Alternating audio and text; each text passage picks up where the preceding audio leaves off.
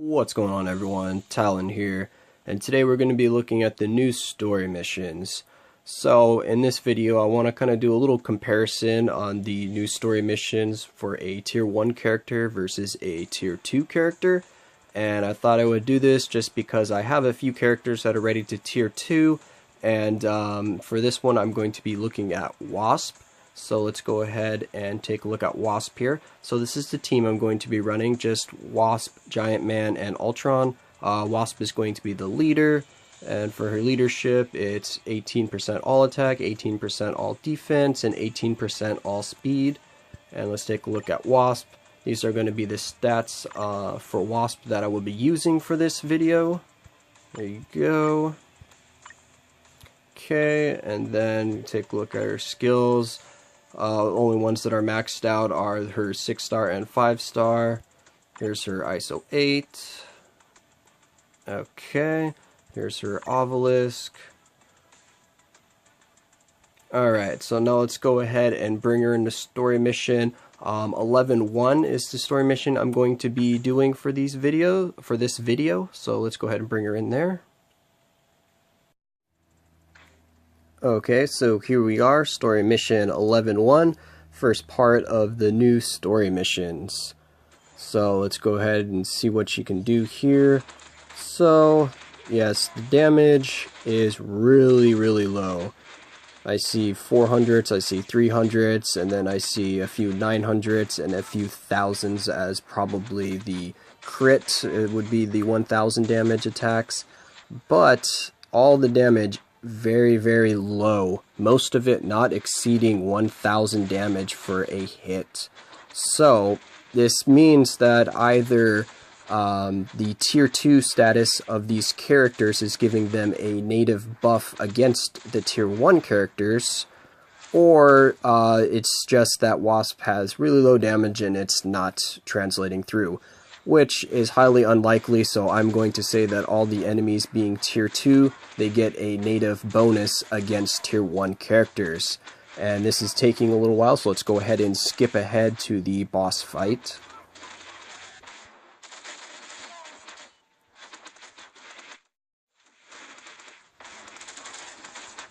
Alright, so here we are at the boss fight.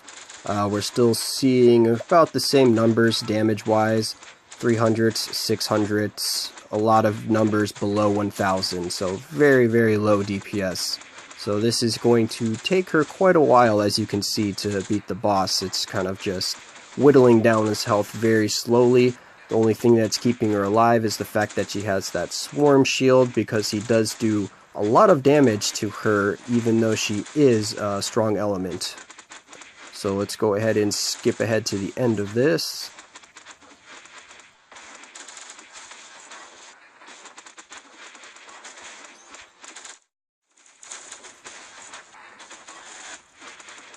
Alright, so there we go. We're finally able to finish him off, and as you can see, she was getting hurt quite a bit there. Just taking a few hits almost killed her. So let's see, 8.5 minutes. So that is a very long time, especially considering Wasp does have maxed gears, so she is all geared up, and she still is taking this long to clear the story mission, the first story mission of the new batch. So that must mean that there is something with the enemies being tier 2 playing an effect here. So let's go ahead and tier 2 her and see the difference. Alright, so now that we've seen her complete it as tier 1, we're going to go ahead and tier 2 her and see if there's going to be a big difference in the clear time and damage that she puts out, because her damage was pretty low. So let's see the difference here. So her energy attack is at almost 13k. She has about 6k for physical defense, 8k for energy defense, and 21,000 HP. So now let's go ahead and tier 2 her. Alright, yes, I would like to advance her. Alright, so there we go. Tier 2.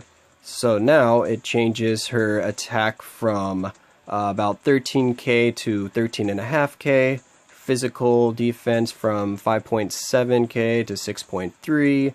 Her energy defense from 8k to 8.8, almost 9k. and her HP from 21.5k to 23.5.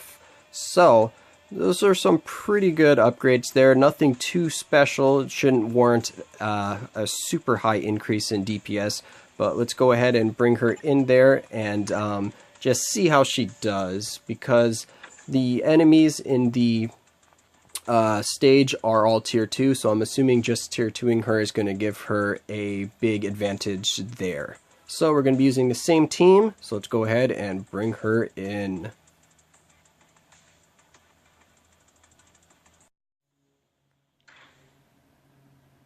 Alright, so here we go. Fresh tier 2 Wasp back in at story 11.1.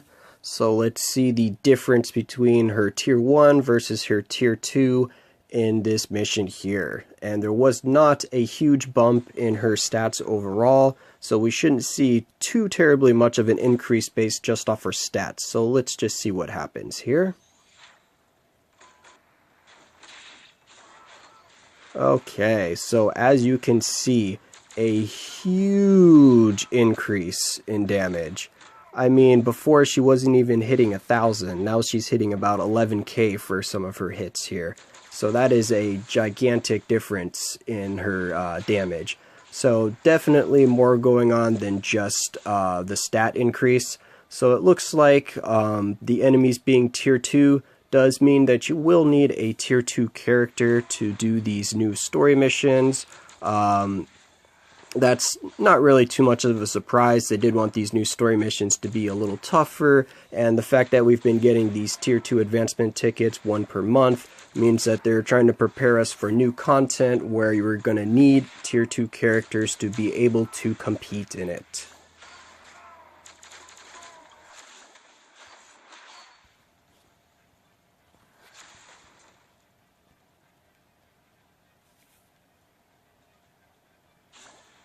Alright, so here we are at the boss, and, well, as you can see, she is now doing what I would consider normal damage to the boss. Looks more like a regular story mission run, and as you can see, just tier 2ing her was the only difference made here. I didn't do anything with her gear, or her obelisk, or her ISO 8, or anything like that. So, basically for these new story missions, just because the fact that the enemies are tier 2 does mean you need to have a tier 2 character to do normal damage. Just thought I would show this in a video so that you can see the difference. And I hope this helped you with the story missions if you were just wondering why your tier 1 wasn't being able to clear it. So yeah, that's going to be it for this video. I hope you enjoyed, and I will catch you in the next one.